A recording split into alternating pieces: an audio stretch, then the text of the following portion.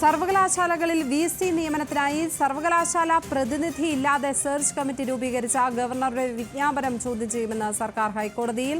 സംസ്ഥാനത്തെ സർവകലാശാലകളിൽ സ്ഥിരം വിസി നിയമനം നടത്തണമെന്നാവശ്യപ്പെട്ടുള്ള ഹർജിയിലാണ് സർക്കാരിന്റെ നിലപാട്. കൂടുതൽ വിവരങ്ങളുമായി കൊച്ചിയിൽ നിന്ന് ഷപ്ന സിയാദ് ചേരുന്നു.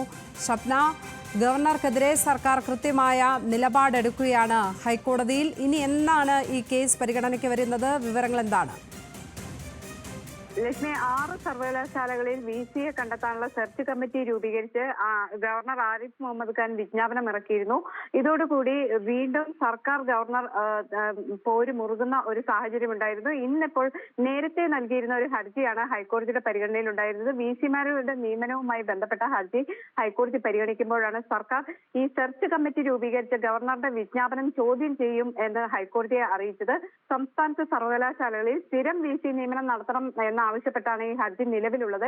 ഈ ഹർജി പരിഗണിക്കുമ്പോഴാണ് സർക്കാർ ഇന്ന് നിലപാട് വ്യക്തമാക്കുന്നത്. ഈ ഹർജി ജൂലൈ 17-ന് ഹൈക്കോടതി വീണ്ടും പരിഗണിക്കാനായി മാറ്റിയിട്ടുണ്ട്.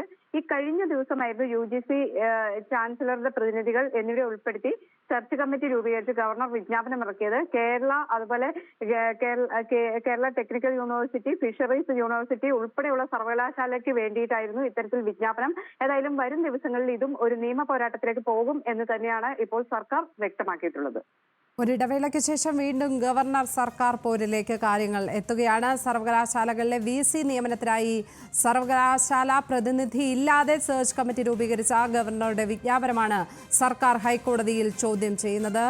ജൂലൈ 17-ന് ഹൈക്കോടതി വീണ്ടും ഈ കേസ് പരിഗണിക്കും. വിശദാംശങ്ങൾ നൽകുകയായിരുന്നു ഷപ്ന സിയാദ്.